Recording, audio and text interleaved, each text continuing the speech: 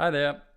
This is a bit of an experimental stream. I'm going to be trying out a new format, which is basically reading through a text, one or more sections of a text from start to finish. So the idea is that we will read the entirety of the text out loud, but I'll also make sort of parenthetical remarks as we go.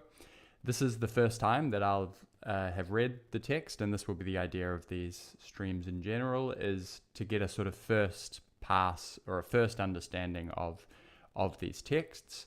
The texts that we'll be reading are academic texts in critical theory, philosophy, and the like. So they're intended, at least I think they're intended to be read multiple times. So you can use this stream either as a way to kind of introduce yourself to the text, or if you like, you could read it before and then follow this. I'm not sure what the best format will be, or the best structure will be. So that's the idea here. As I said, I haven't read these texts before, so it's very likely that there will be a lot of things that I don't know in the text, or that I'm not familiar with, and I'll try to highlight those as we go through. So today, as you can see here, we're reading a text called The Royal Remains by Eric Santner. The subtitle is The People's Two Bodies and the Endgames of Sovereignty. So this is a text that was published, I think, in 2011. And as I said, this is a text I haven't read before, but I know something about this text. I've seen it referenced on multiple occasions, and so I'm interested to read it to get a sense of what the basic argument is. I'm just going to adjust the screen here because it seems like some of the text is cut off.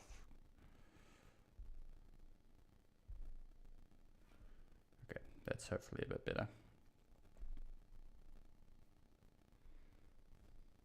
Okay.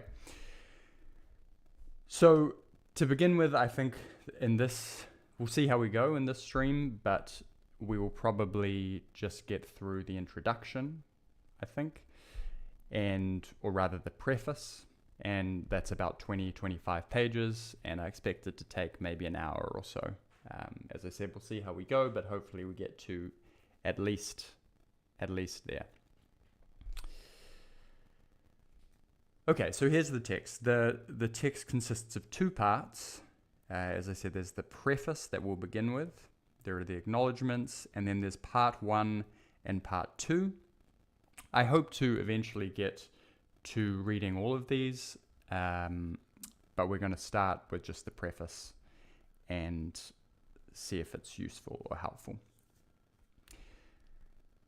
I'll also try to highlight the text that we're reading as we go, so that we can kind of keep a visual marker of where we are. Hopefully that works well, and if it doesn't, then I'll change it in future streams. Okay, so let's begin.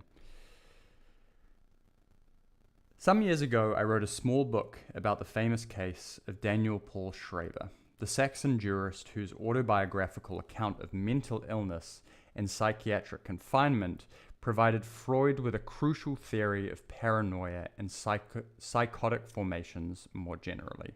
Okay, so this was his previous book.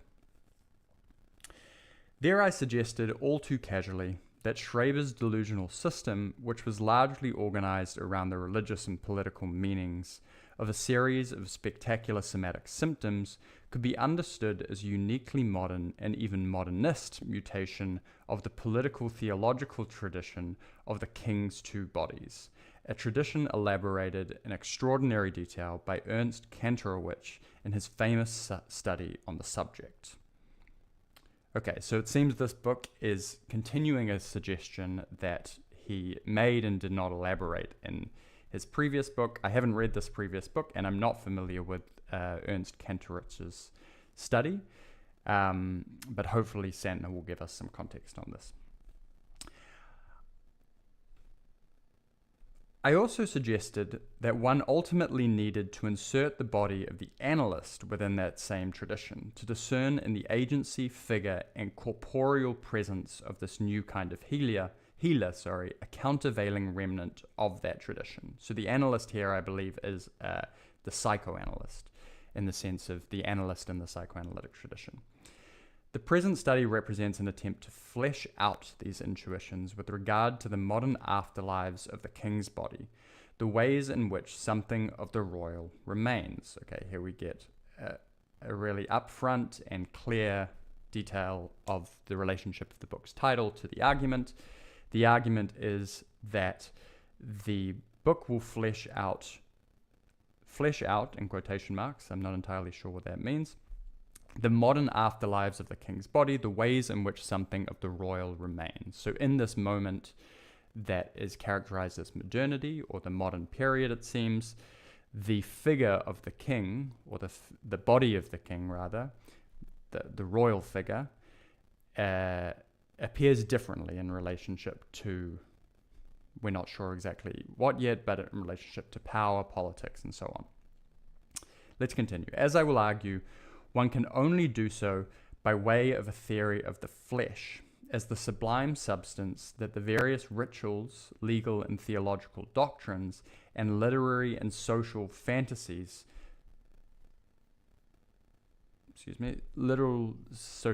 surrounding the monarch's singular physiology, the arcana that fill the pages of Cantorich's now canonical study, originally attempted to shape and manage. Let's continue. One might, in this context, recall that at one of the key moments in Schreber's account of his own experience of divine election, his delusional mutation into God's concubine, he reports that on a particular day, one of the divine voices that at various times spoke to and through him, and to which he refers by way of the Zoroastrian names of God's dual aspects, uses a special term of address that produces in him, or at the very least was correlated with, a series of special effects to which his body was subject. Okay, so it's worth stopping here a little bit to dwell on what I understand this to mean. Okay, so Schreber, as I said, I haven't read this book of Santner's about Schreber, but Schreber is this Saxon jurist, as is noted here, whose autobiographical account of his mental illness provided Freud with crucial material for elaborating theory of paranoia. So Freud has an analysis, Sigmund Freud has an analysis of Schreber and treats Schreber as a patient whose mental symptoms are indicative of a certain kind or a certain theory of paranoia. So in Santner's account, or rather in Freud's account, Santner's saying, one will recall that one of the key moments in this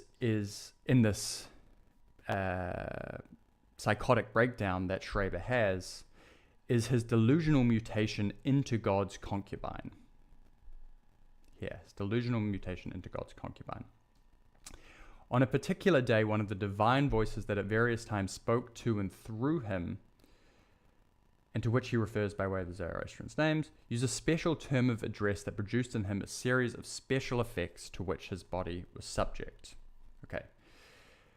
Among other things, the word, a cross between a curse and a title that functions as a kind of debased laudes regii, seemed to posit Schreber as the abject bearer of rotting flesh, as if the official identity he was unable to inhabit, he had been invested with the office of president of the Saxon Supreme Court, had melted down into so much putrescence. Okay, so in this address, the special term of address, in which he was delusionally mutated into God's concubine, he became, it seems, the abject bearer of rotting flesh. So this is the materiality of his delusion, I guess, as if the official identity had melted down into so much putrescence. Okay, and then we get a quote that will flesh this out. So this is Schreber. I believe I may say that at that time and at that time only, I saw God's omnipotence in its complete purity.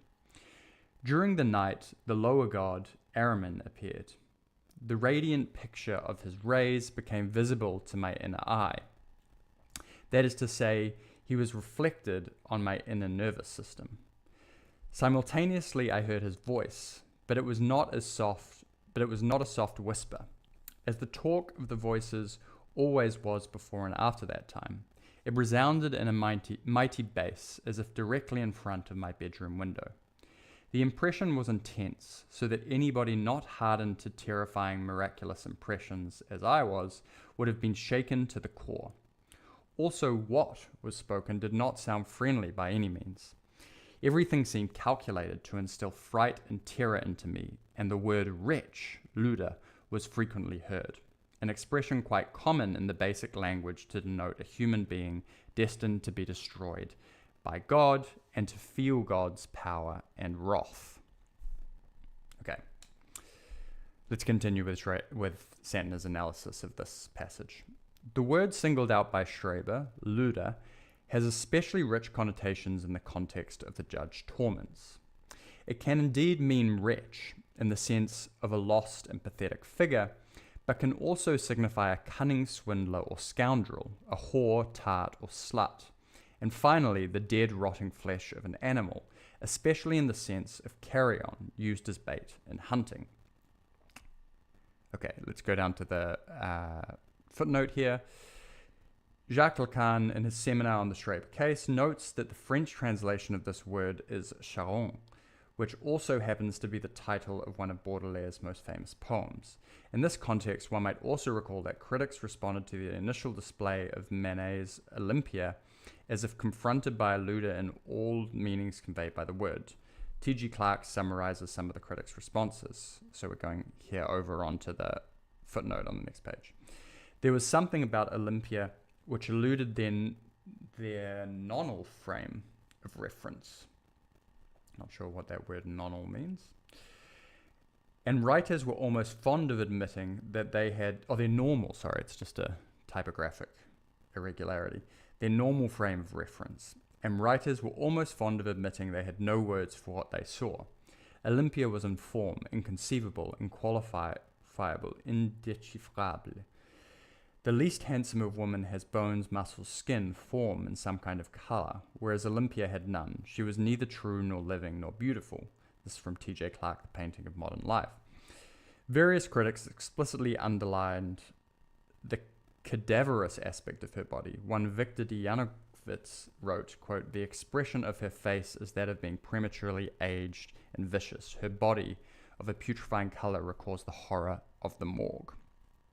Okay, so the sense of this footnote seems to be that this word that Schreber uses, luder,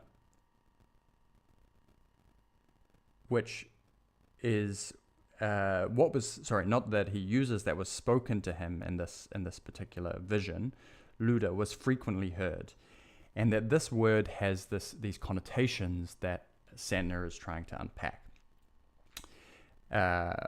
So in this footnote, we're seeing the way in which this word luder kind of opens us out into a different interpretive frame through the work of Jacques Lacan. Okay, so back to the text here, the main body text. The last two significations, so these last two significations are the flesh of an animal and the scoundrel, the idea of luder as a scoundrel, capture Schreber's fear of being turned over to others for the purposes of sexual exploitation, as well as his delusions, which would seem to flow from such abuse, about putrefaction, about having been abandoned and left to rot or waste away. These delusions merge at times with a preoccupation about being sick with the plague, leprosy, or syphilis. What I want to emphasize here is that the transformation of Schreber's body, its decomposition and feminization, is at least in part precipitated by the revelation of a word that itself signifies the effects that its forceful accusative utterance seems directly to provoke in Schreber's body. We are here faced with radical concretization or materialization of the operations of a performative utterance. It is as if the meeting of this acclamation, Luda, with this body had produced or deposited at its point of contact the nervously agitated flesh Schreber was enjoined to bear and even to enjoy. Let's take a quick look at this footnote before we unpack this. So down to footnote 5, Schreber famously insisted that, quote, God demands constant enjoyment. It is my duty to provide him with it in the form of a highly developed soul voluptuousness, as far as this is possible in circumstances contrary to the order of the world. He then added that in his, quote, relation to God, voluptuousness had become God-fearing. Okay. So what is Santner's point here? So Santner's point is that this word Luda, which is a sort of an utterance of a single word, has some effect on transforming the kind of state and conception and imaginary of the body, right? The connotations of this word that Santner unpacks, it has both the connotations of the rotting flesh of an animal and also the connotations of a scoundrel and a whore. The word Santner uses here is these last two significations capture Schreber's fear of being turned over to others. So the appearance of this word in his vision through a sort of psychoanalytic reading, right? We're trying to unpack what is at stake in the utterance in these visions, in the same way that an analyst might try to unpack what is at stake in a dream that a patient has or something like this. So these connotations of the word capture Schreber's fear of being turned over to others for the purpose of sexual exploitation and so on. What Santner wants to emphasize, however, is that the transformation of Schreber's body, its decomposition and feminization, is at least in part precipitated by the revelation of a word that itself signifies the effects that its forceful accusative utterance seems directly to provoke in Schreber's body. So there is this interesting kind of materialism at work in Schreber's case, right? He's having these visions of psychotic breakdown, essentially, but the words that he hears transform the kind of state of his body in a very real and significant way. So where I think Santner is going with this is that the idea of the flesh, right? The idea of flesh is an idea in its first case, but it attaches to very material and physical things.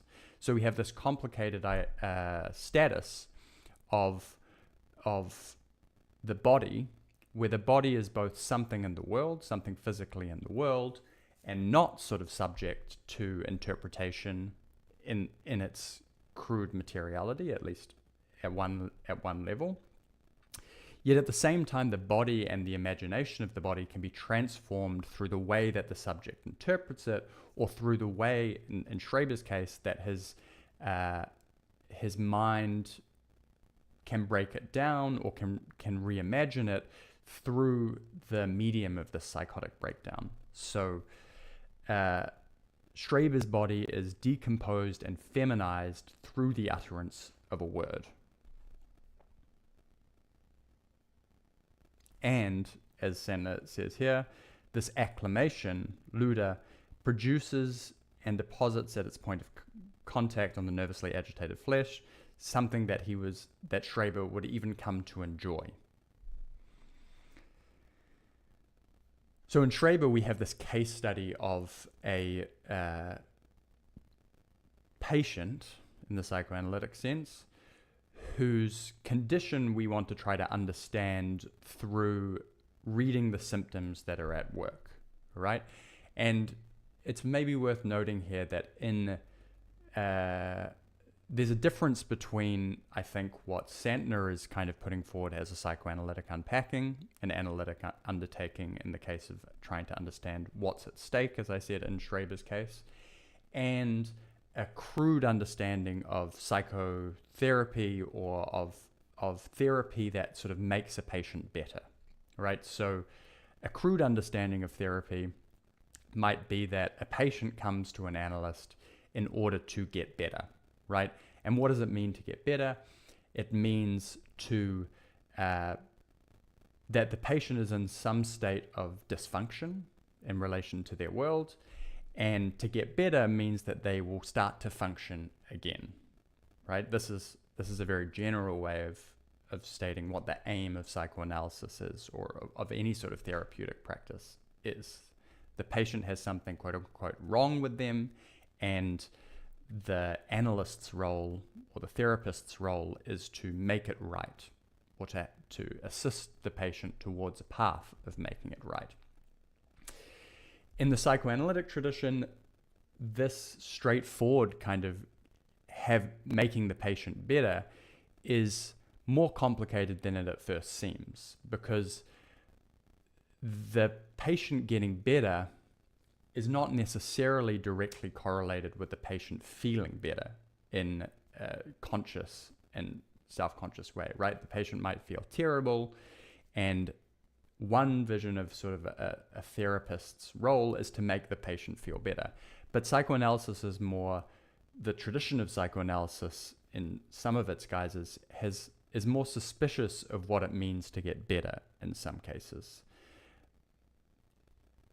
This is particularly because Freud and other analysts after him were sensitive to the way in which the symptoms that a patient suffered were not necessarily the fault of the patient themselves, right? In one model of how the subject is constituted, the patient themselves is fully kind of responsible for their own thoughts, their own dreams, their own psychotic constitutions or non-psychotic constitution. And therefore, the therapist can kind of give them the tools to make themselves better. This is a frame that is still dominant in a lot of therapeutic traditions. Various strands of psychoanalysis, however, don't necessarily see the patient as fully subjectively responsible for the symptoms that are produced in them.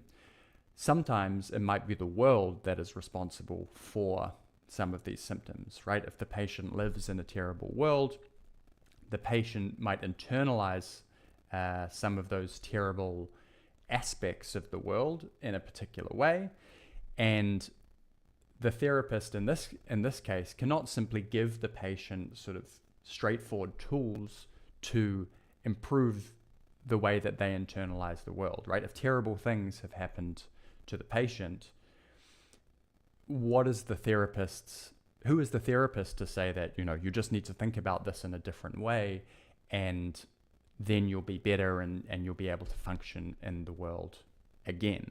So when I say that psychoanalysis or certain traditions of psychoanalysis are more suspicious of the source or the cause of the production of these symptoms, what I mean is that the symptoms that are produced are not necessarily things to be straightforwardly gotten rid of, right? It's not that Schreber is kind of an extreme case, but Schreber's psychotic breakdowns can be treated in various ways. One way of treating them might be to say Schreber will be better once he no longer has psychotic breakdowns. In another way, though, there is also something interesting about trying to unpack why and how Schreber's symptoms, were produced in the first place. Through what conditions were they produced? Through what kind of psychotic frames of mind were these symptoms produced? So what I expect Santner will do here, getting back to the text, is the same thing that Freud does with Schreber, right? To treat Schreber as a patient where certain symptoms appear, but these symptoms are not necessarily specific to Schreber. They might be indicative of broader things in the world. So Schreber might be a sort of vehicle to unpack more general conditions that aren't specific to to Schreber himself. Okay, let's continue. Over the course of the study, I tracked the vicissitudes of the flesh in a series of readings of literature, philosophy, painting, and political thought. I focus on works produced, for the most part, in the 20th century, works that are representative of or profoundly engaged with that sweep of cultural history referred to as modernism. The premise of these readings is that one will get hold of what distinguishes this chapter of cultural history only if one grasps the ways it has labored under what could be characterized as the biopolitical pressures generated by the transition from royal to popular sovereignty in the wake of the French Revolution, and the long struggle to reconstitute the, quote, physiology of the body politic over the course of the 19th century. Okay, so this is what is at stake in the case of Schreber more broadly for Santner, right? This condition, what he refers to as that sweep of cultural history referred to as modernism. So Schreber's symptoms are indicative of a more general condition that might be considered to be at work in the world that index the transition from royal to popular sovereignty in the wake of the French Revolution and that long struggle to reconstitute the physiology. Continuing here.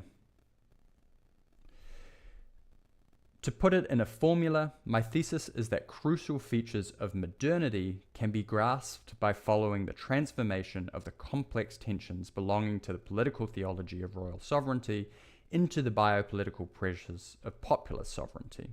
Okay, so what is at stake principally here, not only in the case of Schreber, but also in the book more generally, is the crucial features of this term modernity, right?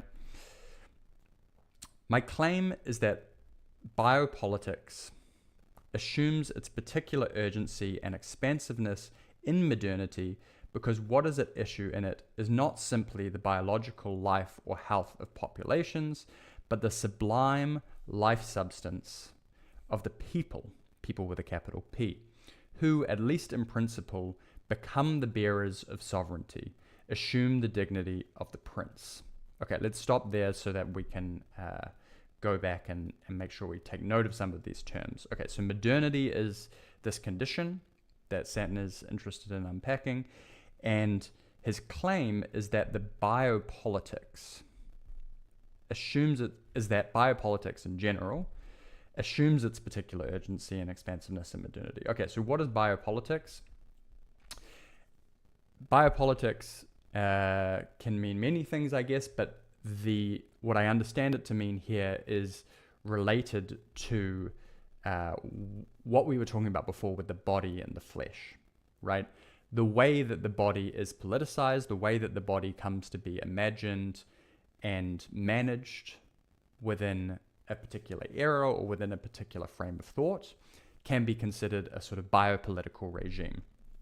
And so this preface in which Santner opens with the discussion of the way that Schreber's body has been transformed by this term Luder, and is sort of, this term appears to him in one of his psychotic breakdowns, and it makes his body into this feminized and decomposed substance, as Santner puts it, is a sort of biopolitical conditioning of the substance of the body within a particular regime, a regime of thought. And Santner's wager, or his claim, is that this biopolitical conditioning tells us something specific and interesting about modernity, and modernity he indexes to the French Revolution and the long struggle to reconstitute the physiology of the body politic over the course of the 19th century. Okay. Modernity is a term that crops up in many places, and it might mean different things to different people, but Santner here is very clear about what modernity means, right? Modernity is related to the French Revolution, and I won't go into the details of the French Revolution here, but one could look those up if one were interested. So modernity is what happens in the wake of the French Revolution for Santner. That might not necessarily be meant in an exclusively sort of historical, temporal way, right? It's not just the years that come after the French Revolution. It is the state of mind or the structure of consciousness that the French Revolution kind of brings into being. Okay, so here we have the layout of Santner's basic argument. Let's continue. Indeed, I think the case of Daniel Paul Schreber, whose delusions capture what I have referred to as a secret history of modernity, have become such a lure, such ludor, for thinkers of modernity such as Freud, Benjamin, Canetti, Deleuze, Foucault, Surtot, Lacan, and Kittler, among many others, because Schreber himself appeared to grasp these pressures and their, quote, fleshly materiality as the basis for a rethinking of the political, theological, or perhaps better, the biocratic constitution of modern life. Okay, so Santner's dropped a lot of names here, and if you know something about these names, you might notice that many of the outline of the argument that Santner has already made has some relationship to these names, right? The term biopolitics is famously associated with Foucault, who's mentioned here. Lacan has been mentioned in a footnote as a psychoanalytic thinker. Freud has been mentioned as well in relation to Schreber, because Freud was the one who saw Schreber as a kind of case. And so what Santner is saying here is he's kind of marking out the network of thinkers in which he sees his argument being placed.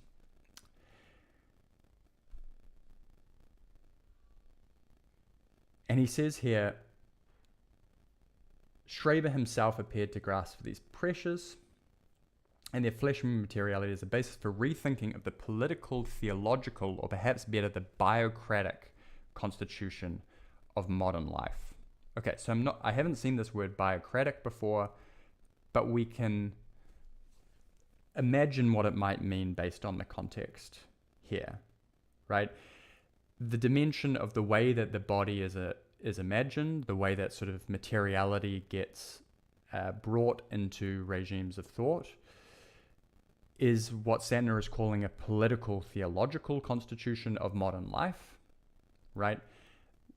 Why might it be theological in this case? Theological is related to gods, right? Theology is a study of sort of gods, but it's also the conditions around which life and death become valuable, or the way in which death becomes sort of important in a certain social context, and the way in which life is valued in that social context. So when Santner is talking about the political, theological constitution of modern life, he is talking about a sort of regime of biopolitics in the sense that we've been talking about before. And he says perhaps better to call this the biocratic constitution of modern life. Cratic here is like theocracy, or different words that end in cratic, democracy, democratic, these kinds of words. So it means a kind of ruling, a regime of a structure of ruling. And the bio here is probably related to the sort of biopolitical, right? Biopolitical means the politics of biology or of life or of the body. So biocratic might be a ruling regime that is structured by a certain understanding of the body.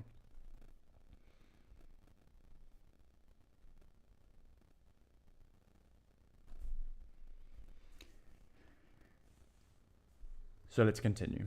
These pressures pertain not only to questions concerning the foundation and constitution of political authority, but also more generally to those concerning the patterns and procedures whereby human beings come to be vested with the authority of the various offices they occupy, and the ways in which such procedures of investiture, such transferences of symbolic authority, are ultimately legitimated. So investiture here is the giving of power to a particular person or a particular regime, right? So how do these persons or regimes within a political structure come to be ruling in the sense of a king? Investiture is the process through which they are legitimated in that position of symbolic authority. Schreber's difficulties in metabolizing such pressures. In my study of the case, I characterize these difficulties as a chronic, quote, crisis of investiture, can be measured by his fundamental uncertainty as to the proper addressee or audience for his memoirs. It was, in a word, unclear whether they concerned medical science, the law, the world of religious thought and experience, the realm of politics, or some new sort of science or mode of knowledge yet to come. As we shall see, such uncertainty belongs to the phenomena at issue. Okay. That's quite clear, I think. It should be noted that the concept of political theology is itself already highly overdetermined, the bearer of multiple and at times conflicting semantic and ideological values. At one level, the notion of political theology conveys the expansion of the reach of religious meanings and values into the sphere of political life, the investment of political institutions and actors with the trappings and charisma of sacred authority. Right? This is a much more eloquent and precise rendering of what I was trying to say before about what this political theological constitution of modern life might mean. But it thereby also signifies a contraction of the domain of religious life and practices into what eventually become the, quote, private sphere of citizens. Political theology can thus be seen to function as an operator of secularization. I'm going to write that down because I think this is another key term.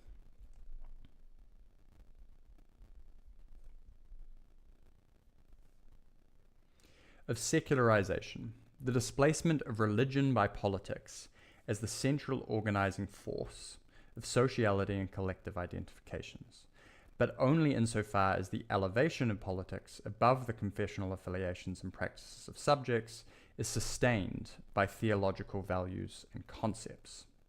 As we shall see, the further shift from the political theology of royal sovereignty to ostensibly de-theologized, fully secularized political theories of popular sovereignty and the forms of life framed by them brings such complexities and ambiguities ever more to the fore, though in new guises and modalities.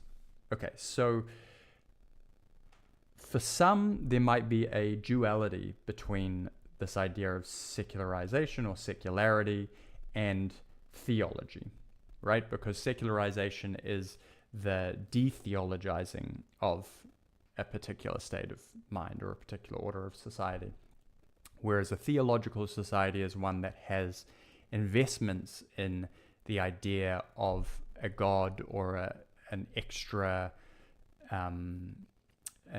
mortal kind of entity that structures the order of that society in some sort of way, right? In the case of a king, the king is kind of the voice of God or is nominated by God. Nominated might be the wrong word here, but has some sort of power related to God, or the king's power is legitimated by the idea that the king bears some relation to God. In a secular society, power is legitimated by other forms that don't have recourse to these theological backdrops. But in Santner's view, political theology is still a worthwhile kind of undertaking in a secularized world, because in a secularized world, Santner sees those, what were previously sort of theological justifications for power, have been dispersed and scattered to other places. Right? As we shall see, the further shift from political theology of royal sovereignty in this ostensible de-theologization fully secularized political theories of popular sovereignty, brings the complexities and ambiguities of political theology to the fore still, but in new guises and modalities. So Santner's claim here is that political theology is still an important way to talk about the world in modernity, even though, as he acknowledges, there is this idea of modernity as being secular. And these two terms have a very strong relation in the way that Santner has laid it out, right? Modernity is a particular shift in the history of thought and the structure of society that has a close relationship to the secularization of social structures in Europe and elsewhere. Okay, so this is the end of the first section.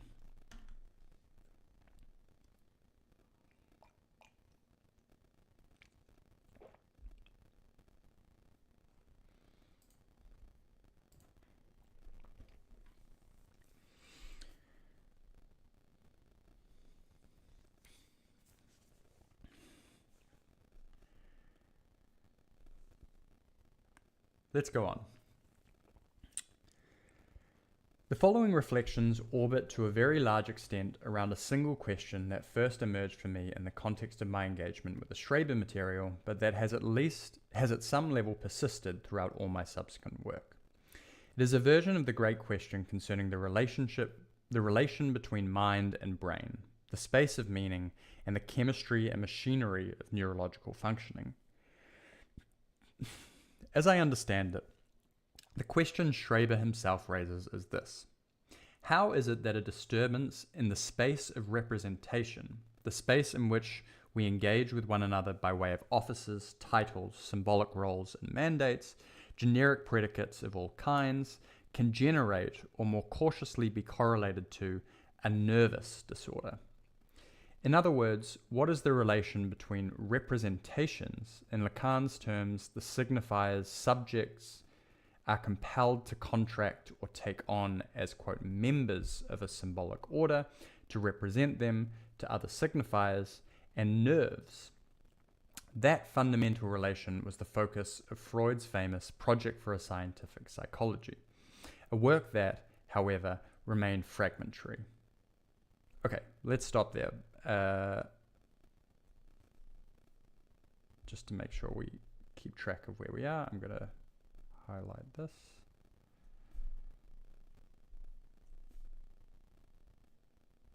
Okay, so we have a new sort of set of terms that Santner wants to put into relationship here. And those are representations, as we were talking about before, the way in which Schreber's body was represented could be talked about as a representation, and nerves, right? And nerves has this interesting character of meaning both nerves in the sort of biological, mechanical sense of nerves that exist and can be like closely scientifically located, and nerves is in the more sort of emotional sense of nerves, right? Where nerves as a word has this character of being both related to a subjective experience of how a subject experiences the world, the nerves that one has to take on a situation, and the nerves connote the idea of objectively existing in the body, where they respond to certain stimuli and so on and so forth. No doubt part of what makes Lacan's return to Freud so compelling is that he in some sense tried to read all of Freud as so many attempts to return to and elaborate the intuitions of that early project, the early project here being Project for a Scientific Psychology. Okay, so Lacan and Freud have been brought up a little bit before. Freud, as I expect many of you know, is credited as the originator of psychoanalysis, and the idea that analysis of a subject, this so-called talking cure, can help to understand a subject's relation to the world and can, as we were talking about before, make the subject better with all the complexities that kind of goal brings. And Jacques Lacan was a French psychoanalyst, but also sort of philosopher in some sense, or at least he worked alongside and read many philosophical works, who undertook this what's normally referred to as a return to Freud, to kind of rejuvenate Freud's work in the different contexts that he was working. So this is what Santner is referring to here. And what he's saying is that Lacan's return to Freud is so compelling because he tried to read all of Freud as an attempt to return to and elaborate the intuitions of this early project of Freud's Project for a Scientific Psychology. I haven't read this text, but I know sort of colloquially that this was an attempt, a very grand attempt of Freud to come up with a sort of scientific specification for psychology as a characteristic of much of Freud's early work. He wanted to make as scientifically clear as possible what was going on in the brain and what certain symptoms were produced by in a scientific sense, right? As his work went on, he realized that this might be more difficult than he at first thought, and so in this trajectory understanding of Freud's work, this early text, Project for a Scientific Psychology, is often understood as a sort of early failure in Freud's work, and from which he would go on to have more success in later texts.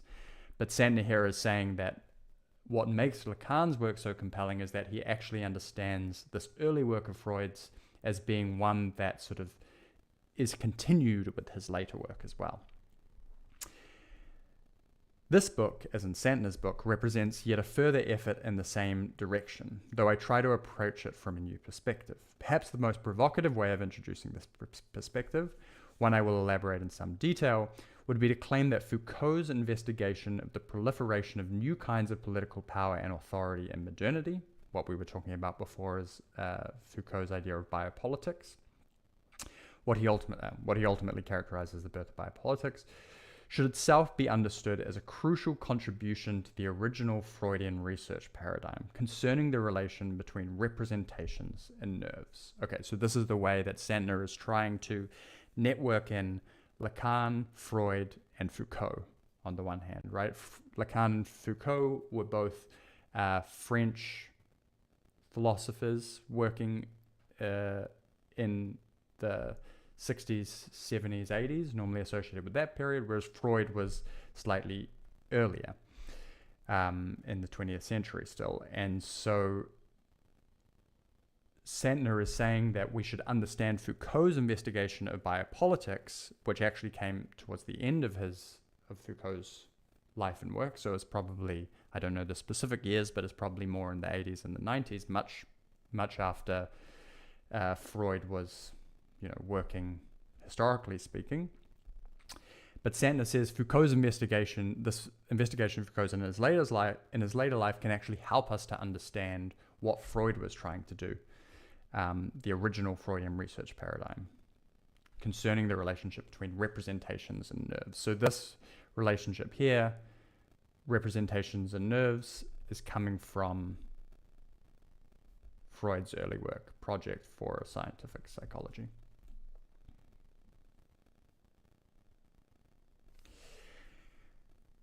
In a sense, I'm putting Freud and Foucault on the same team. Over the course of the study, I recruit others, perhaps equally surprising team members. Both are concerned with the ways in which a certain intensification of the body can be correlated with disorders or shifts in the resources of representation available to subjects, and in the capacities of subjects to use those resources to discharge the normative pressures they introduce into the life of subjects. So Santner's project is, as we've talked about, a combination of Foucauldian biopolitics on the one hand and Freudian scientific psychology on the other.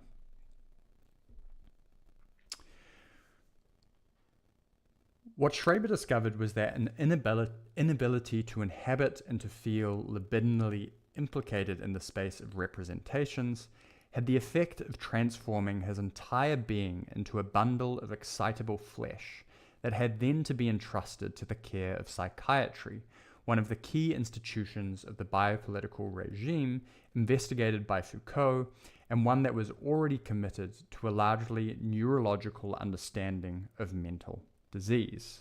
Okay, so here's a further link between kind of Freud and Foucault that Santner is trying to reassure us of, and this is that Foucault was famous for criticizing the structure of certain institutions that would render its subjects, reduce its subjects to particular manifestations of themselves, right? This is what he calls the biopolitical regime in his later life, but Foucault's more famous for talking about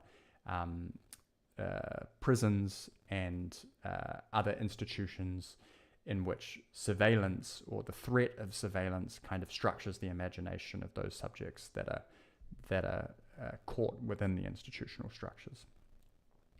So Santner is saying we can see this psychiatric institution as a kind of link between Freud and Foucault in some sort of sense, because both of their projects are fundamentally interested in understanding what is going on in the psychiatric institution and what is the best way to think about the psychiatric institution. We are very fortunate that Schreber was smart enough and aware enough to grasp that his condition and fate were denkwürdig, worthy of thought. His memoir was entitled Denkwürdigkeiten eines Nervenkranken. That is, my German is not very good, but this denkwürdig here, he says worthy of thought, and so worthy of thought, a nerve kranken. Not sure what that means. We'll have to look that up later. That is, he grasped that his metamorphosis into an agitated Luder had something to do with the larger social transformations pertaining, above all, to the realms of politics and religion. That it was these transformations that attenuated his capacity to cathect to inhabit, occupy, erotically invest in the signifiers representing him in the world, the ways he had been vested in the field of the other. Okay, so this is very similar to what we were saying before, right? Is that Schreber recognized that his symptoms had something to do with the larger social transformations, and in particular, Santner's focusing in on this transformation into a Luder, and the other terms that he uses here are worth unpacking briefly as well. So he says, into the worlds of politics and religion, which we've talked about as political theology. This is covering similar ground. And that it was these transformations that attenuated his capacity to cathect to the signifiers representing him in the world, the ways he had been vested in the field of the other. Okay, so Santner is drawing these terms from Lacanian psychoanalysis in some sense, and also Freudian psychoanalysis, right? He's talking about the field of the other and the signifiers that represent a subject in the world. So just to briefly map that out, not to go into too much detail because one could spend a lot of time talking about these terms and what they mean, but I think it's important to cover the basic idea of what why Santner is using these terms in relation to the argument as we've already mapped it out. So we have this idea of the capital O other, right? And the capital O other is a field of sorts that exists in relation to the subject, right? And the word subject here you can think of as a person. It doesn't mean a person as in the patient, but it has a particular meaning within the kind of field of psychoanalysis, where the subject is the name for a position within a relation of other terms, right? A subject has a relation to the other, which is I have a relationship to you as another person, but the subject and the other are not directly sort of attributable to particular things in the world, in the sense that I can say, this is a microphone and this is a pen, here is the subject, here is the other. The terms are meant more as kind of structural diagnoses of conditions in the world. So one way of understanding this is to think about the idea of the subject and the other as kind of roles that people can adopt, or roles that one can adopt, similar to the way that, for example, Karl Marx talked about the capitalist and the proletariat, right? These, in one reading of Marx, are not actually physical, you're a capitalist, I'm a proletariat. They're not fixed attributions that can be sort of strictly designated. They're rather roles that one adopts in various positions in society. So roles or positions are the way to think about these notions of the subject or the other. So in Santner's text, let's just go back to it briefly. He says here,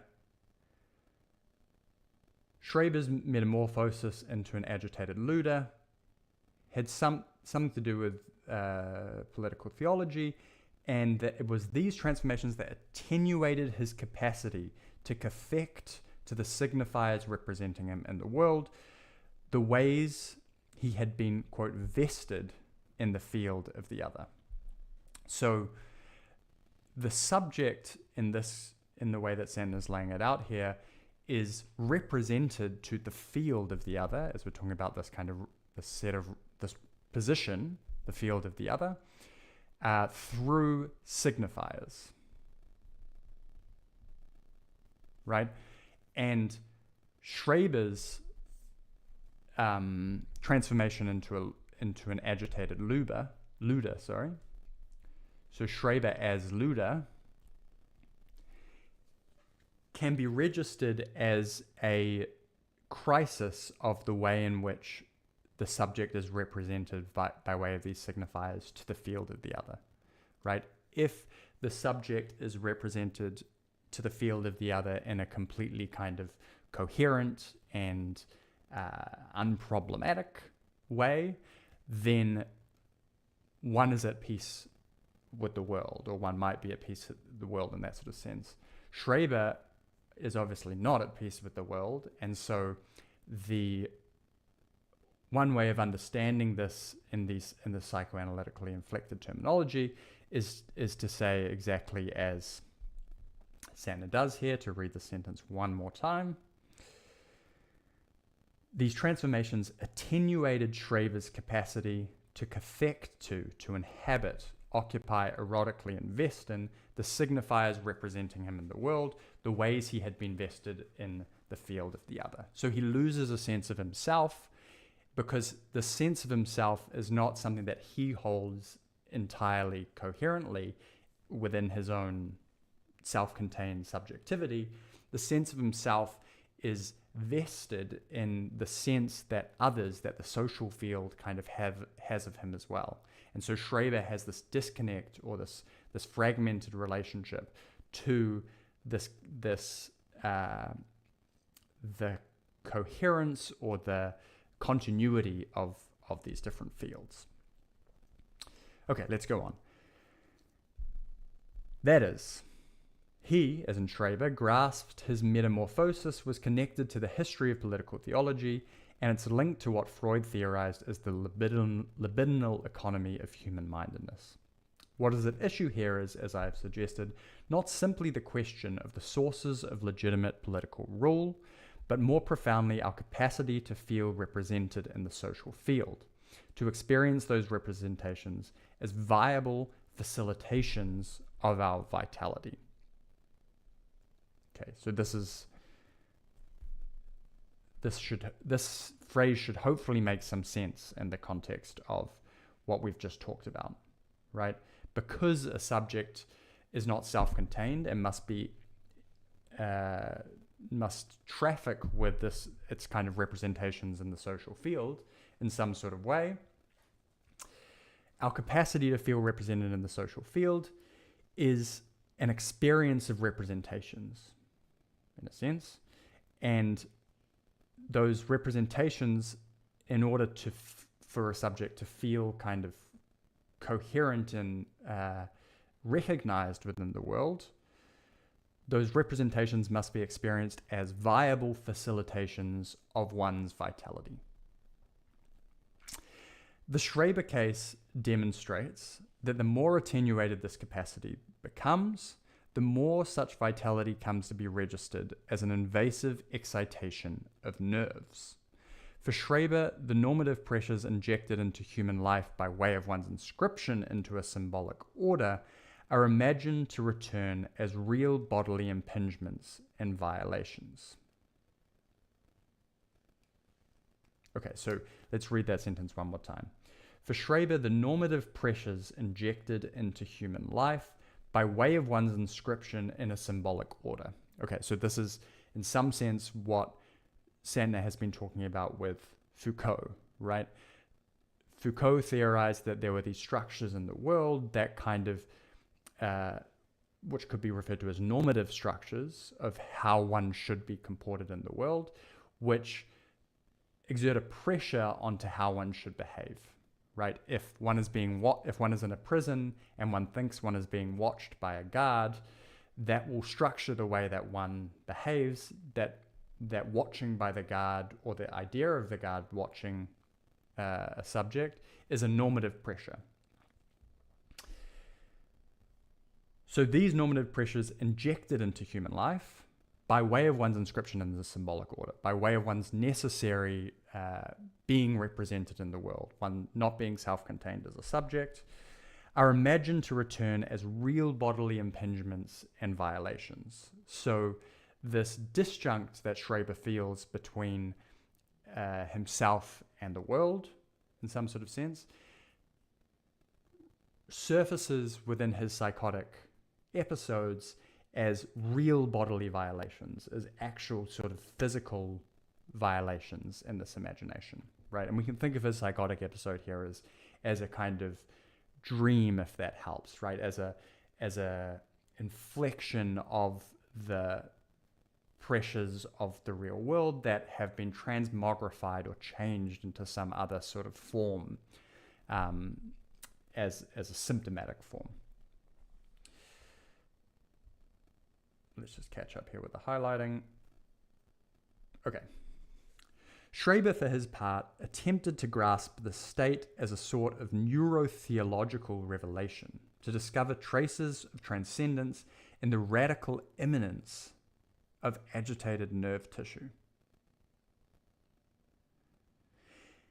It is just such a collapse or contraction of the space of representation into that of the overstimulated flesh that generates the ultimate lure or luda of the biopolitical operations of modernity. As it turns out, the more one becomes the object of such operations, the more attenuated, the more undeadening the space of representation becomes. Okay, so this seems like an argument that Santner will unpack, but it's related to these terms that we have put before between representation and nerves, right? There is a core relationship or a core set of conditions within modernity, within this period after the French Revolution, that create a relationship between nerves and representations. The way one is represented to the world, to the social field, the way one feels represented in the social field of the world, and the sort of physical composition of one's nerves in a more biological sense. Schreber attempted to grasp his psychotic state, right, as a sort of neurotheological revelation, to discover traces of transcendence in the radical immanence of agitated nerve tissue. So in his agitated nerve tissue, because he was really feeling this stuff in a physical sense, he tried to recognize it through this, what Santner calls a neurotheological way. So this is the second part of the argument as it's laid out here.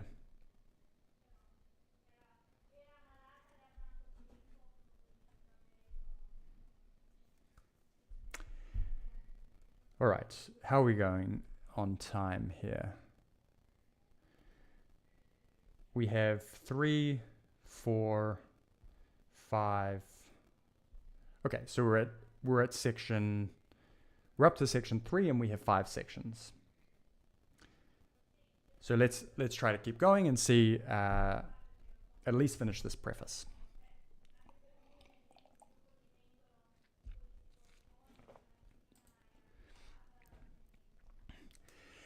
The space of representation has always been one in which dimensions of the flesh has been implicated, in which the dimension of the flesh has been implicated.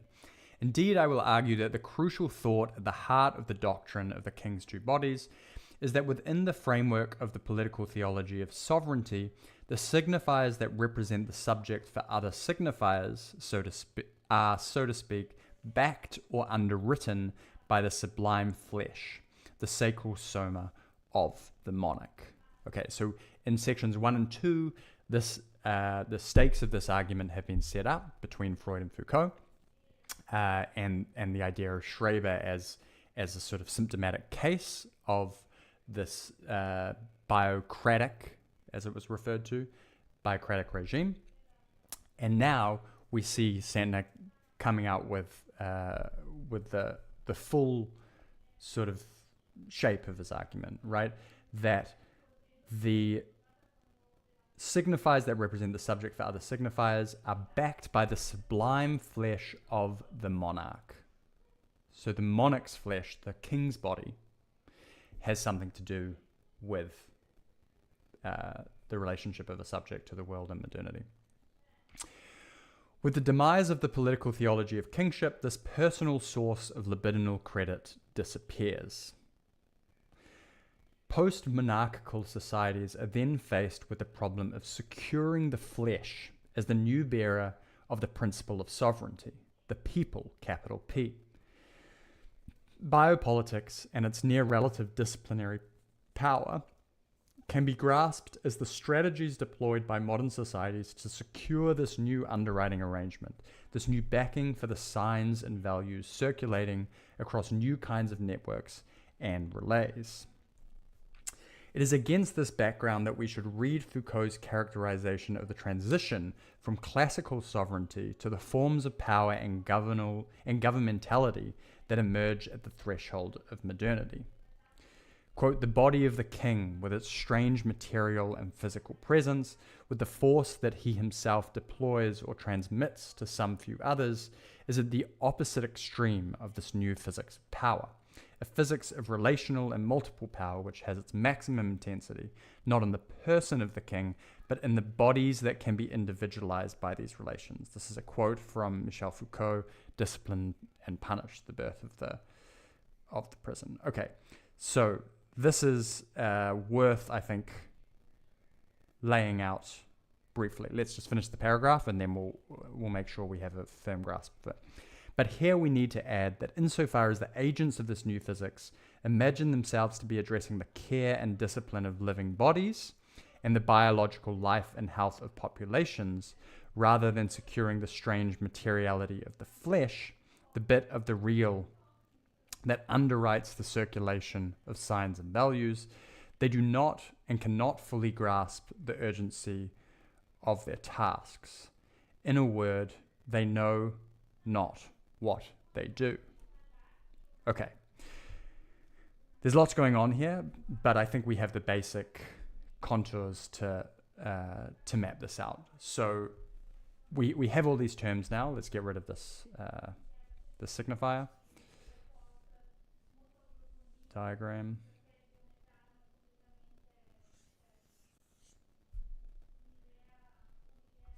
Okay, so Santner's interest, as we know, is from what we're going to call pre-modernity, the transition from pre-modernity to modernity.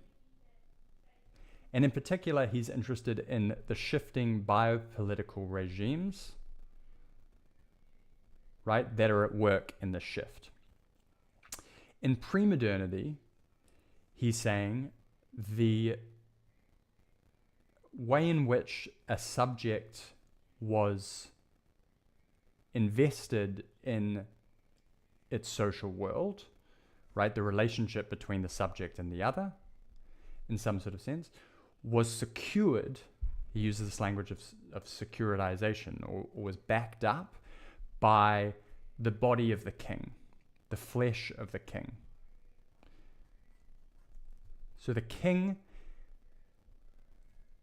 is what secures this relationship between the subject and the world in pre-modernity, right?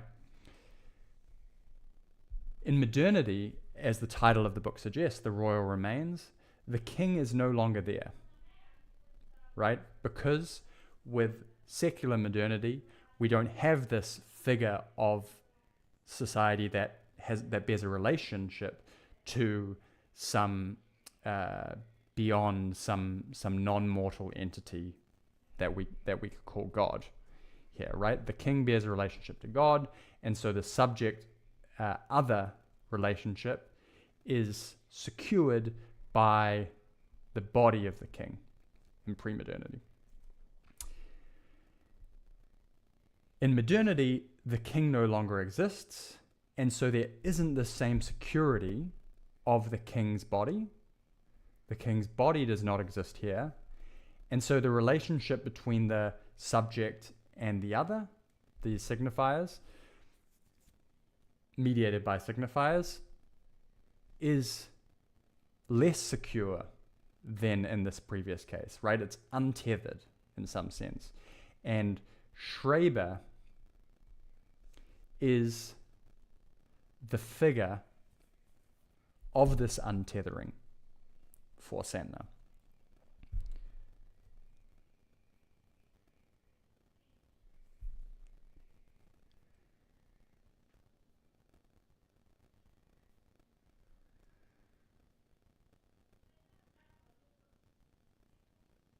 Just checking here that we've covered all of the terms that are at work here. Right, and so the key term, or one of the key terms that Santner wants to use to try to understand this transition, is this idea of the flesh, right? The strange materiality of the flesh, the bit of the real that underwrites the circulation of signs and values. They do not and cannot fully grasp the urgency of their tasks. In a word, they know not what they do. Okay, so this is, I think, a bit of foreshadowing that we haven't fully unpacked, but this framing of the sentence recalls a very famous kind of formulation from Marx around what ideology is, right? Which is they know. There are various kind of ways of putting this, but and it's been changed across various forms of scholarship to be rendered in different ways. But this kind of idea of, does one know what one is doing, or does one not know what one is doing, and is one doing it anyway? This is the kind of mainstay question of ideology, in the sense of, if I know what I'm doing, if I know exactly what I'm doing, then I am a sort of enlightened subject, in a sense, right? Because there is no ambiguity, there's no veil of kind of false consciousness. I'm completely clear-headed, and this is the vision of a certain enlightened subject, is that one can know exactly what one is doing.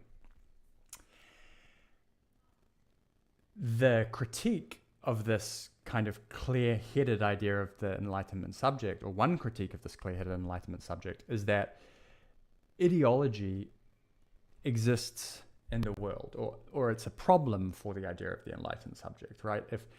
Do we have figures in the world who don't know what they're doing, but are doing it anyway? Is there this difference between what they think they're doing and what they're actually doing, right? And how does this difference take a hold, and how does it stick around, right? Santner, in relating the strange materiality of the flesh and the way it sort of secures the relationship of the subject to the world in pre-modernity and modernity, seems to be bringing this whole kind of question of the relationship between premodernity and the untethering of the subject other relationship through Schreber into the domain of this question, this broader question of ideology in modernity, right? Can we know exactly what we're doing in modernity? And this invokes the related idea, an idea that is related to modernity, which is enlightenment, right? And the Enlightenment. So in modernity, if one can know exactly what one is doing, then one can fully dispel false consciousness and not be ideological at all, right? The psychoanalytic tradition that Santner is working within is very suspicious of this idea that one can know exactly what one is doing at all times. And the world of the unconscious of patients who have tics or who have certain behaviors that they can't explain is the main kind of evidence of this, right? If there exists so numerously in the world, so many of these individuals who are doing things that they can't explain, how can we really be sure of this enlightenment ideal that one can fully know what one is doing? Maybe it's the case rather that ideology, this kind of separation between thought, clear-headed thought, and action, has some sort of more fundamental, is not just something to be got rid of, that we should, strive to overcome, as in the Enlightenment ideal, but rather has some sort of more subtle and more embedded relationship to the structure of the subject in modernity as such, right? So these are the kind of terms that are at work here in what Santner's saying.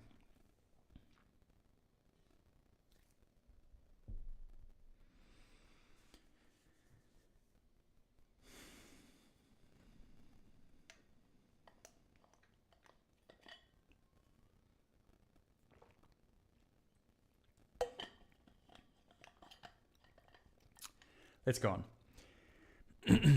In my study of the Schreber case, I cited the work of an author who, although her immediate concerns were far from mine, helped me to find my initial orientation in the material. I would like to cite once more several brief passages that have taken on further resonance in the light of the considerable work that has been done over the intervening years, above all by Giorgio Agamben, on the concept of the state of exception and its relation to biopolitics, a connection that also plays a significant role in the following chapters. The passages in question pertain precisely to the status of the flesh in the constitution of viable resources of representation.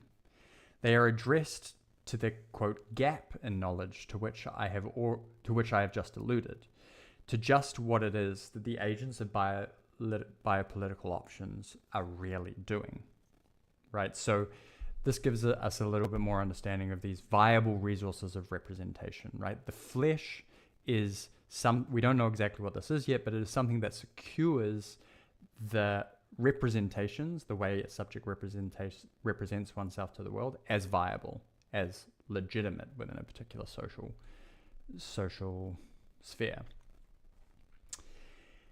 In her groundbreaking book, The Body and Pain, Elaine Scarry explored the ways in which, above all in the practices of torture and war, human pain, what she so poignantly characterized as the, quote, obscenely alive tissue of the human body, is enlisted as a source of verification and substantiation of the symbolic authority of institutions and the social facts they sponsor.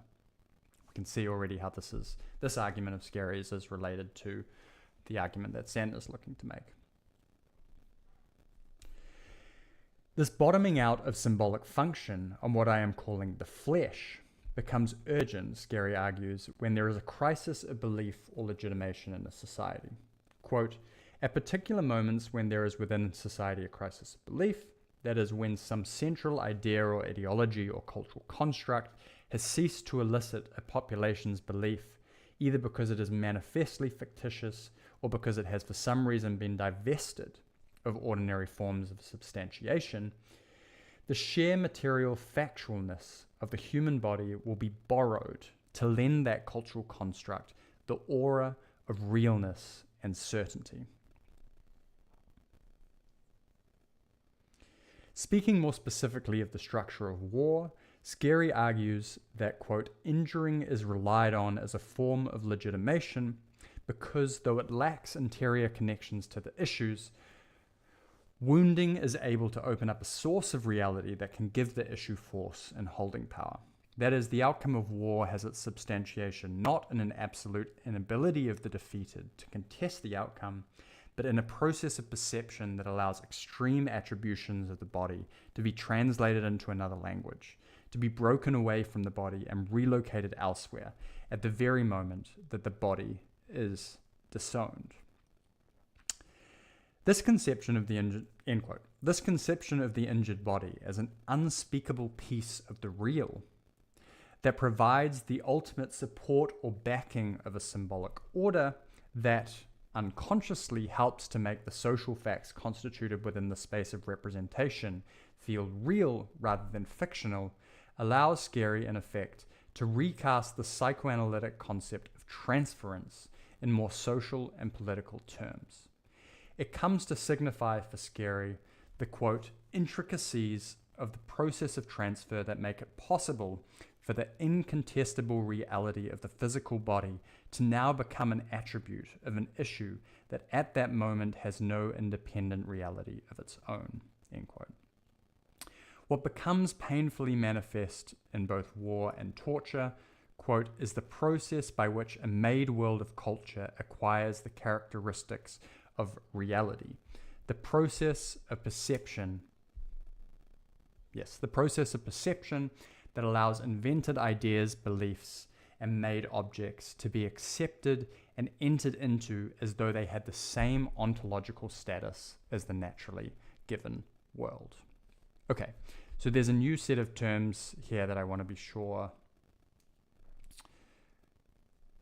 we're following along with, that Santner is drawing from a psychoanalytic vocabulary, right, in this diagram. And the key term here is this idea of the real, and what in symbolic discourse, right, in language, in images, in sort of our own rational understandings of things, this is all symbolic in the sense that we give names to things, we give these names to things, and this is how we understand them. What is the relationship between these names that we give to things and what is actually real, right? Some would say that there is no relationship between what is real and the names that we give to things, right? This is a purely kind of subjectivist position around there are things in the world and there are names that we give to those things in the world, but whether I call this thing red and you call this thing blue is just a completely subjective interpretation, right? There's no kind of tethering between those objects in the world and the subjective names that we give to those things. In psychoanalytic vocabulary, the way that this kind of relationship between the names that we give to things in the world and what actually exists in the world is often invoked is through these related notions of the symbolic and the real, right?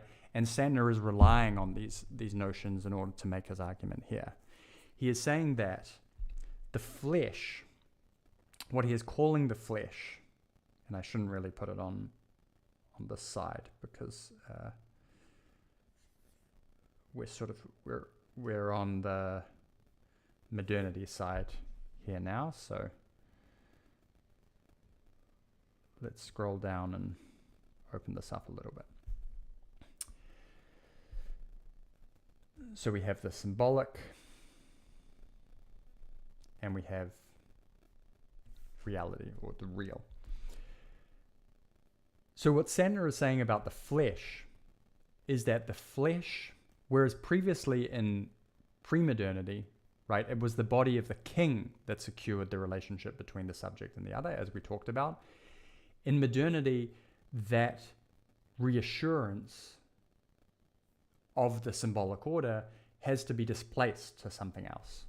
And Santner's thesis is that there is something about the flesh that does this work of securing the relationship between the subject and the other on the one hand, and it therefore bears on the relationship between the symbolic and the real. Scarry's work that Elaine Scarry's work that he is invoking here is positing that when the symbolic order has a crisis of its own legitimacy, or when there is a crisis on whether or not this symbolic order has any bearing in the world, the symbolic order often recourses to the moments in which it can kind of get closest to what it feels like is real in the world, right? And Scarry's thesis is that the moments when these symbolic orders in crisis feel closest to the world are through the idea of pain or of the body and torture or something like this. So pain and the body at its most kind of exposed, its most bare, is, and this is the link Santner is making, one potential new site for where the symbolic order is kind of backed up in modernity, and therefore where the symbolic order kind of secures its relationship to some sort of real thing. Let's retrace the language that Santner uses here just to wrap our heads around that. Coming about halfway, no, back up to the top of this paragraph here. In her groundbreaking book, blah, blah, blah, Scarry explored the ways in which, above all in the practice of torture and war, human pain, what she so poignantly characterized as the obscenely alive tissue of the human body, is enlisted as a source of verification and substantiation of the symbolic authority of institutions and the social facts they sponsor.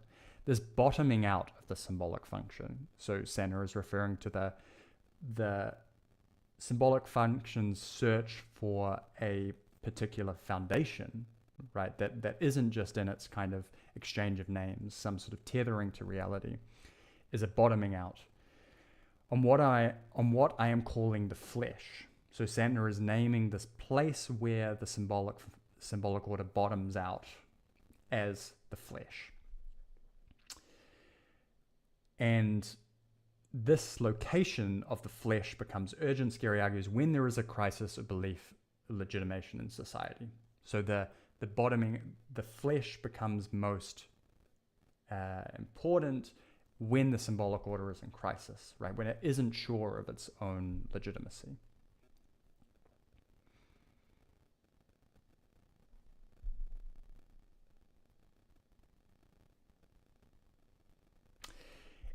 And the symbolic order's crisis of its own legitimacy has to do with its ontological status in the world, right? Ontological just means does it exist or not?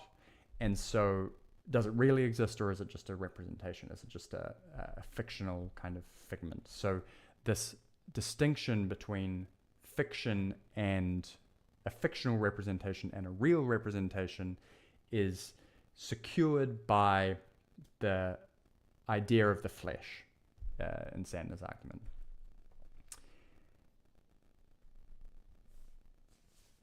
Moving on to 4. The following chapters represent a further attempt to fill in the gap in knowledge that haunts the practices and theorizations of biopolitics to get clear about what is really going on there. I have divided the project into 2 parts. The first addressing theoretical and historical concerns pertaining to the notion and the vicissitudes of the flesh at the point of its reorganization in the transition from royal to popular sovereignty. Okay, so we're now going to get the layout of the rest of the book, as is often common in an introduction. So I think in the first 3 sections, we've kind of traced the core terms and the arguments, and hopefully we have a firm understanding of those.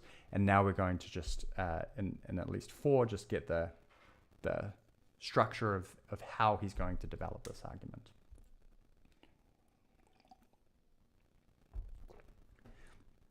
Chapter 1 attempts to locate the topic of the flesh in current theories of biopolitics and to suggest ways in which it can be brought more productively into view.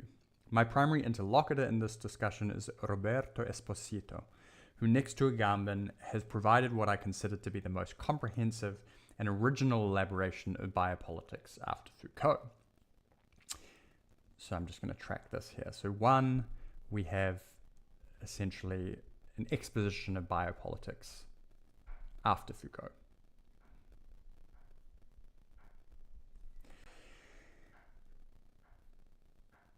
In chapter 2, I engage directly with the work of Ernst Kantorowicz, whose groundbreaking book, The King's Two Bodies, provides us with an opportunity to articulate more precisely the ways in which the topic of biopolitics can be traced to issues that already animate the complex history of the political theology of sovereignty in Europe. From there, one comes, I think, to a far better grasp and appreciation of the work done by both Hannah Arendt and Giorgio Agamben on how issues of sovereign power and authority persist, even within more directly biopolitical modes of modern governmentality. Okay, so 2, we're going to look at Kantorowicz, this book that was mentioned at the very top, which is this idea of the king's two bodies, and this is laying the groundwork for understanding more contemporary theorists who have referenced biopolitics, such as Arendt and Agamben,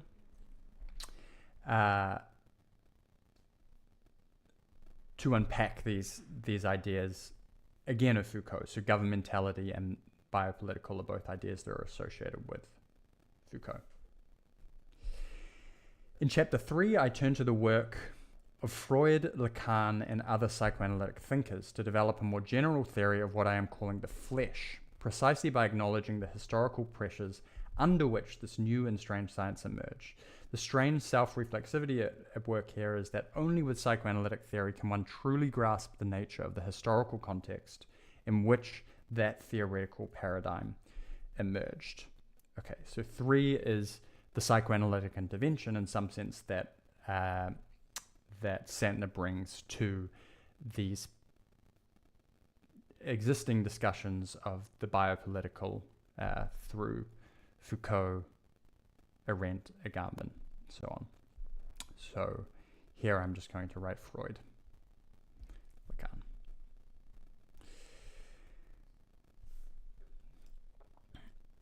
So this is part 1. Part 1 is tracing those 3 steps. In part 2, I turn to the ways in which the biopolitical pressures that constitute the flesh make themselves felt in the field of aesthetic experience. In chapter 4, I focus on the vicissitudes of the flesh in visual modernism.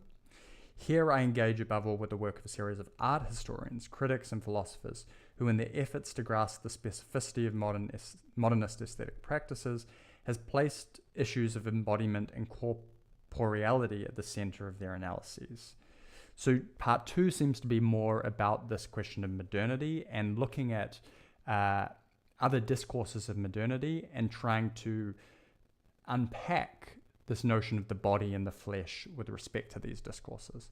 So 4 here is modernist aesthetic practices,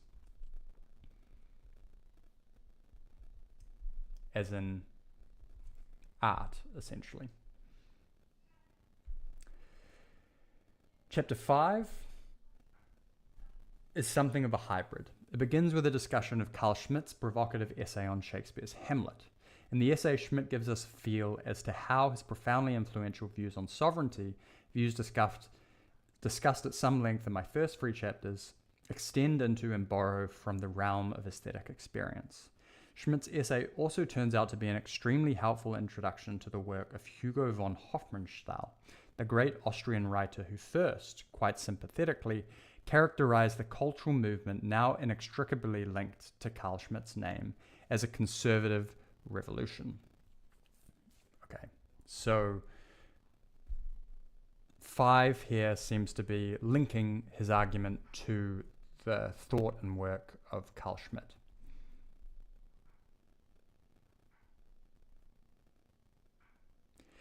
Chapter 6 offers a comprehensive reading of Rainer Maria Rilke's great modernist novel, The Notebooks of Malte Lorenz Bridger. Here I argue that this groundbreaking work achieves its force and legibility only against the background of the right understanding of the vicissitudes of the flesh, of the epochal shift from the king's two bodies to the people's two bodies. In the epilogue, I try to point the way toward further avenues of research on the legacies of the royal remains in modernity. Okay, so part one is the sort of theoretical substantiation of political theology and political theory and what Santner's psychoanalytic intervention into that will be. And part two is a series of exemplifications, essentially, of why this rethinking of modernity and political modernity through the figure of the body and the flesh can help us to understand these modernist discourses, modernist art on the one hand, modernist political theory, I suppose, with Carl Schmitt in chapter 5, and modernist literature through Rilke's novel in chapter 6. There is, of course, a considerable degree of contingency at work in the choice of examples for the elaboration of an argument such as the one I am putting forward in this study. I would say, however, that for me the examples taken above all from art and literature represent not simply ideal cases for the presentations of my claim. There are no doubt many other works of art that could function just as well.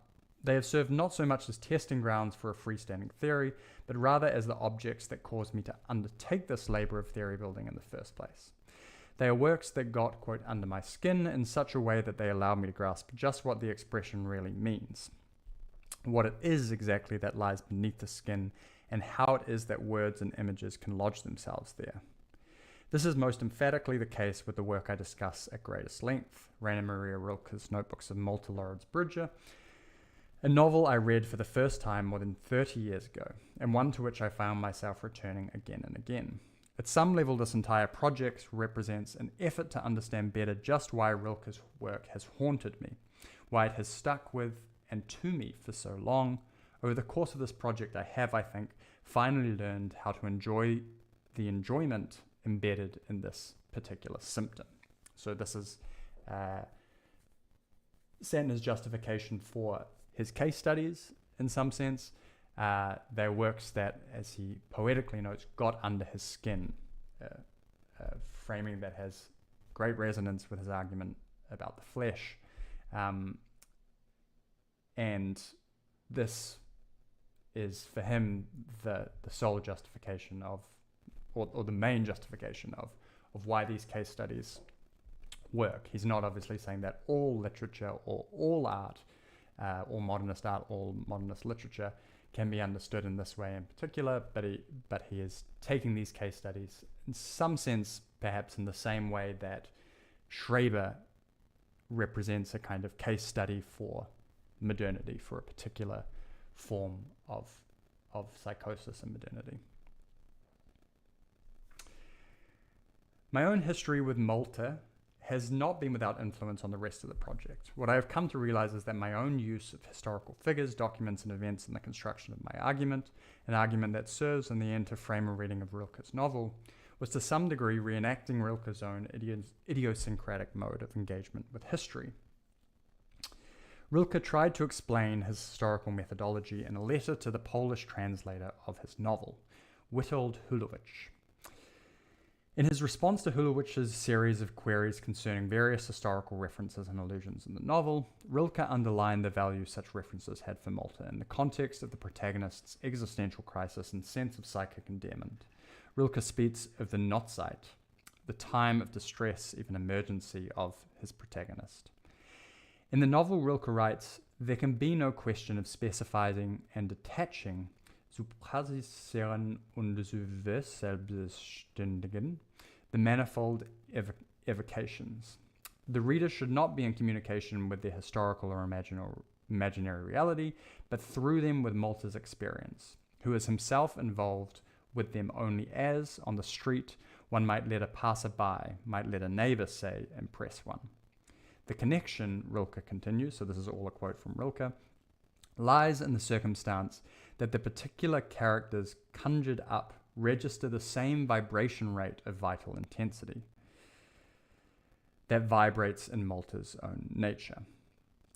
What I have attempted to do in this study, end quote, what I have attempted to do in this study, as in what Santner has attempted to do, is also in some sense to bring together texts and figures that exhibit similar, quote, frequencies of vital intensity, with the aim, however, of clarifying just what it is that is vibrating, not just what sort of vital intensity is at issue. This no doubt leads in some instances to a certain loss of specificity with regard to the more local historical settings of the texts and figures in question, and I apologize to the reader in advance for this sacrifice. So in this paragraph, Santner offers us alternate but perhaps more honest interpretation of why his book is structured in this particular way, which is to suggest that the theory that he has developed here is, in some sense, all a way of understanding Rilke's novel, right? It is a theoretical undertaking that emerged out of a desire to understand Rilke's novel. Another way I would characterize Rilke's method in Malta, as well as my own mode of engagement with historical texts, figures, and events in this study, would be in terms proposed by Walter Benjamin in his reflections on the mimetic faculty and the doctrine of similarities. For Benjamin, too, the task of reading, of the critical engagement with history and with cultural texts of any kind, involves the seizing of a moment in which a constellation of what he refers to as, quote, non-sensuous similarities comes into focus, or, to use Rilke's acoustic figure, a moment in which the frequencies of vital intensity dispersed across historical epochs become synchronized. For Benjamin, it is, in the end, language itself that provides what he refers to as, quote, the most perfect archive of non-sensuous similarity. Benjamin goes on to characterize language as the highest application of the mimetic faculty, a medium into which the earlier perceptual capacity for recognizing the similar had, without residue, entered to such an extent that language now represents the medium in which objects encounter and come into relation with one another. No longer directly, as they once did in the mind of the augur or the priest, but in their essences, in their most transient and delicate substances, end quote. And this is all a quote from Ibid, which is the text before, Benjamin's essay, Doctrine of the Similar. And to come down here and just read this footnote briefly, to put it in terms introduced into psychoanalytic theory and practice by Melanie Klein, we might say that all human projects are not only haunted by, but also to some extent sustained by the persistence of archaic forms of projective identification that are now transmitted in and through language. So language is the motivating force for this project.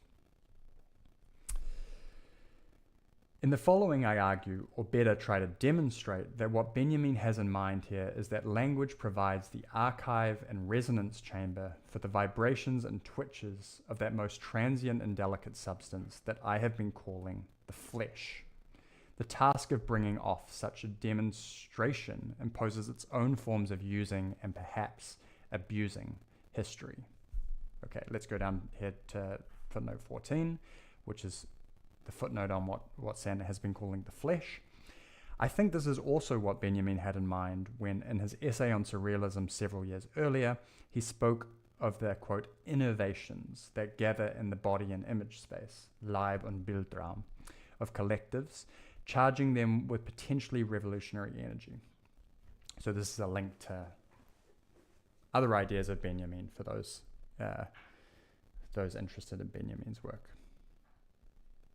All right, last section of the preface, 2.5 pages.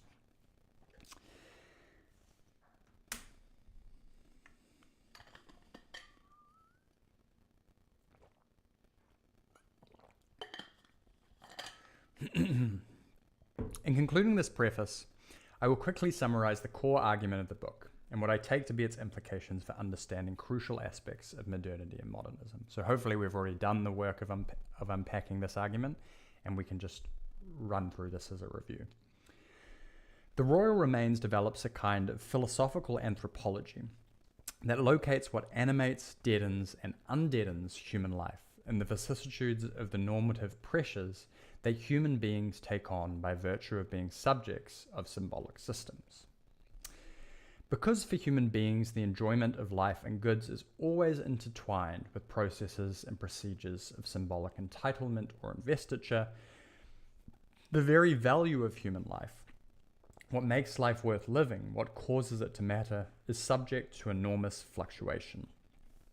Sigmund Freud first elaborated the laws of such fluctuations by means of the concepts of libido and libidinal energy, suggesting ultimately that being a human subject just is to be the subject of such fluctuations. So this is the psychoanalytic starting point in some sense as well, that to be a subject is to be subject to the symbolic order and the fluctuations inherent in that symbolic order. The Royal Remains argues that Freud's crucial insight needs to be placed within a larger history of the ways in which early modern and modern societies have attempted to organize, manage, and administer such fluctuations by means of the logic of sovereignty, according to which, to use Lacan's distinctly Hobbesian formulation once more, a master signifier comes to represent the subject for all other signifiers, all other bearers of symbolic value. So Santner is sort of folding his argument over on itself here, where it could, on the one hand, be conceptualized as a psychoanalytic intervention into political theory, right? Bringing the ideas of Freud and Lacan and this notion of the flesh to substantiate or to contextualize or to interrogate ideas that are developed within the discourse of political theory. But it is also the other way around, right? It's also bringing the political theoretical context to psychoanalysis to augment or enhance both of those discourses. Because this logic of representation can never absolve itself of its own ultimate groundlessness, its lack of an anchoring point in the real, right? We talked about this as the bottoming out of the symbolic order. The normative pressures it generates for its members, the pressures to be recognized as fit and fitting for the symbolic system in question, are always in excess of what could ever be satisfied, right? A subject can never fully satisfy these normative orders, these regimes of expressing that one has to be this way, or one should be more like this, or one should be more like this, right? The desire to, or the ability to become fit, right, or fitting for the symbolic order will never be fully satisfied. Among the crucial tasks of the figure of the sovereign is to take up not the slack, but rather the excess of pressure produced by the very logic of sovereignty. It is this excess that I argue constitutes the flesh of the king's sublime body, that curious physiological entity that was the topic of Kantorovic's famous study of the political theology of medieval and early modern Europe, the king's two bodies. In the following chapters, I attempt to track the remainders of this figure in the symbolic space, opened up by the shift from royal to popular sovereignty. So it's maybe worth noting, we have some interesting language going on here, which is that there is one way of conceptualizing this, right, in a Foucauldian world of normative pressures, where we are constrained and structured by these normative pressures that are out there in the world, to be like this, to be like this, to be like this. One way of conceiving our inability to live up to those normative pressures is as a lack, as an inability to ever be that thing that the social order wants us to be, or that it seems the social order wants us to be. And in some sense, Santner subscribes to that language, but he is also trying to reconceptualize that lack as an excess in some sort of way, right? Another way of framing it is that the subject is always in excess of those social normative pressures out there in the world. The subject is always something more than what the world wants the subject to be or asks the subject to be. So there is this interesting, what we could call a dialectical kind of tension between lack and surplus, or lack and excess. And in some sense, Santner is helping us by saying that what he is calling the flesh of the King's sublime body, the bottoming out of the symbolic order, the touching point between the symbolic and what is real, right, is this location he is calling the flesh, and it is this dialectical tension of lack and surplus.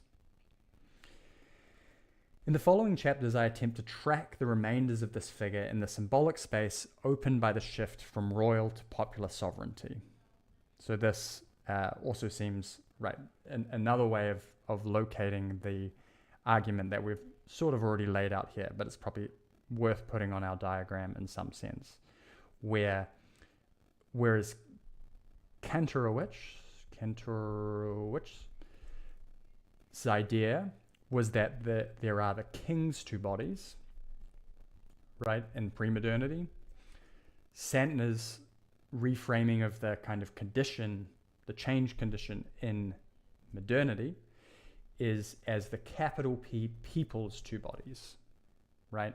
And this shift from the king to the people is obviously part of why the French Revolution makes so much sense as this marking point, right? The French Revolution, if you know nothing else about the French Revolution, was getting rid of the king, of the royals, in service of the people, whatever that ambiguous kind of signifier the people means, the people taking over. So recognizing the shift from pre-modernity to modernity by way of the French Revolution as an event, as from the king's two bodies to the people's two bodies, is another way of conceptualizing Santner's project here. It is an addition or an extension of Kantorovic's study.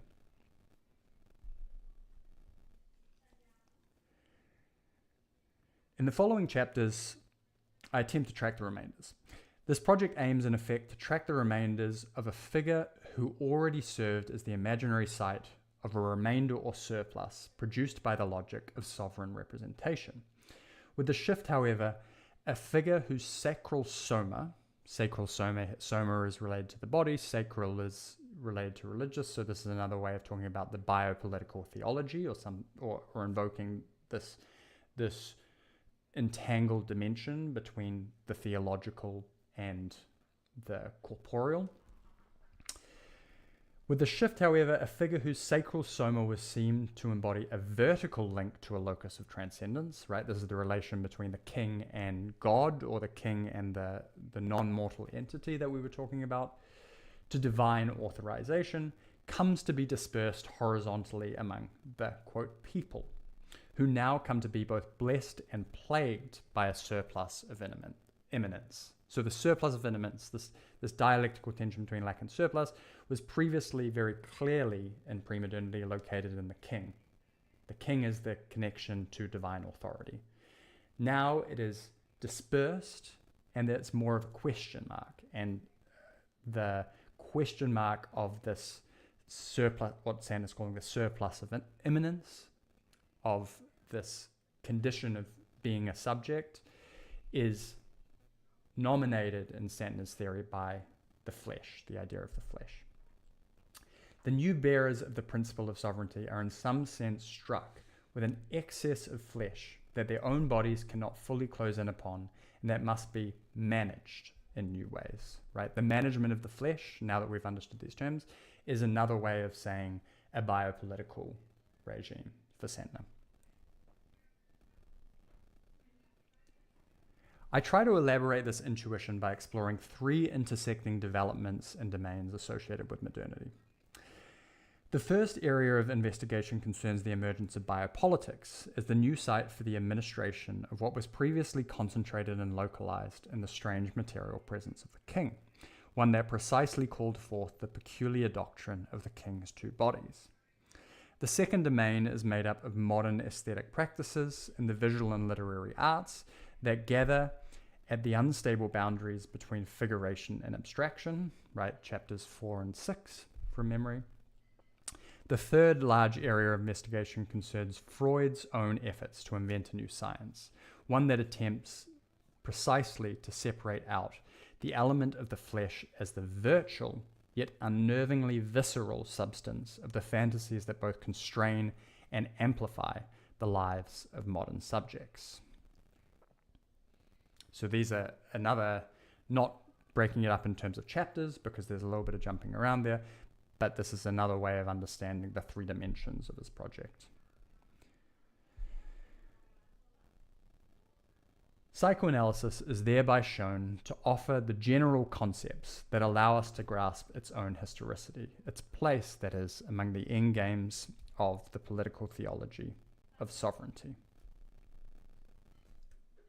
Right. That brings us to the end of the preface, and hopefully that was a kind of close enough reading, but not too pedantic in terms of understanding what is going on in terms of the argument. I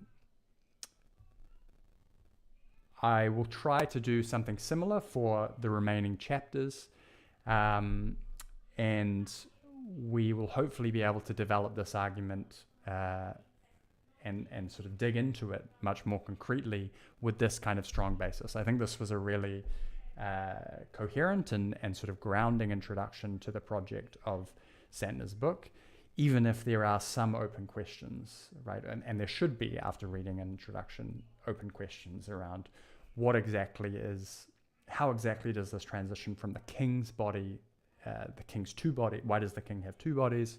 Maybe one knows that if they've read Cantor Witch's book, but hopefully Santner will bring us up to speed, even for those who haven't read that book in later chapters. How do we go from the king's two bodies to the people's two bodies? What exactly is at stake in these two bodies? Other questions about the sort of idea of the flesh and how it relates to all of the novels and to Rilke's novel and to Shakespeare's Hamlet, for example. How exactly this idea will be fleshed out are what we are inspired to read the rest of the book for, right? Also the direct kind of connection, or the details of the connection between psychoanalysis, Freud and Lacan, with the political theory, with Agamben, with Arendt, with Foucault, right? How exactly Santner will manage these details are all hopefully things that we'll unpack in future sessions. So thanks for coming along with me, and until next time.